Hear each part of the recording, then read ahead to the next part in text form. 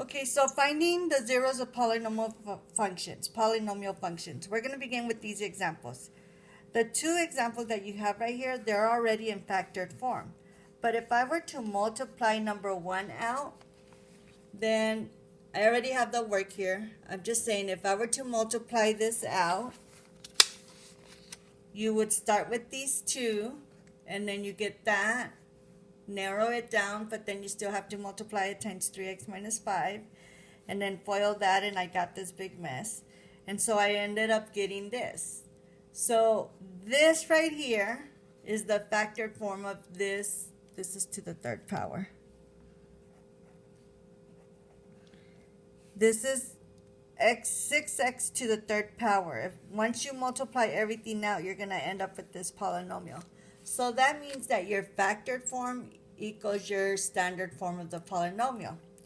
Now, usually we're never going to get it in factored form, but I wanted to begin with the factored form because once you have it in factored form, then these are very easy to solve. So then you just let each factor equal to 0. And this is 3x minus 5. Now notice that the factors are all linear. And we are good at solving linear equations. So that's what we want to do with like these functions over here.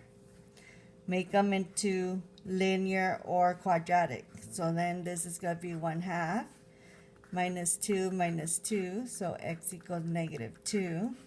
And then plus 5, that's going to be 3x equals 5, divide by 3, x is 5/3. So you have three solutions, and they're real because we would be able to see those on the graph.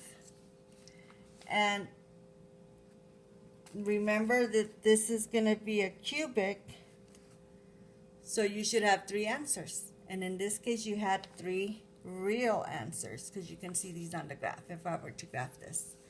So then this one, I'm going to set -3. That's a factor.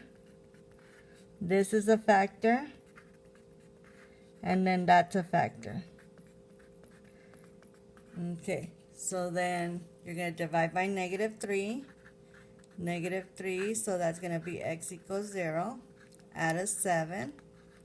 So that's going to be x equals 7. Subtract the 1, so that's 2x equals -1, x is equal to -1/2. So again, if I were to multiply this out, it would be a cubic, and you have three real solutions, okay? But then we don't get so lucky with these ones right here, okay? But these are factorable. We can factor them, and we will be able to put them in factored form so that we can solve for each one. So in this case right here, this is a difference of perfect squares. So this is going to be x squared minus or plus 9, x squared minus 9.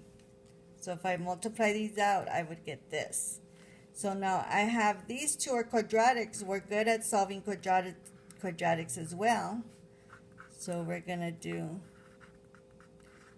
let each one equal to 0, subtract the 9. So we're going to have x squared equals -9.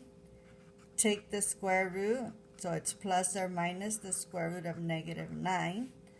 So then that cancels, and you're going to have x is equal to plus or minus 3i.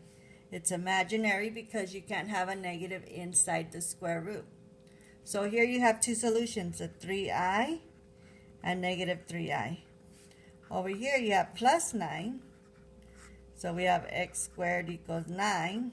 Take the square root, and it's plus or minus square root of +9.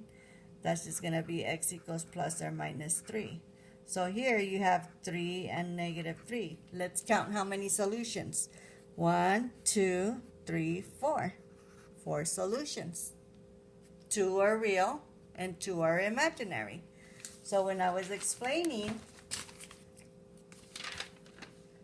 over here with the quartic, okay, you can have 4 real, 2 imaginary. That's what we have right here. Okay? Okay, go ahead and go to the next video.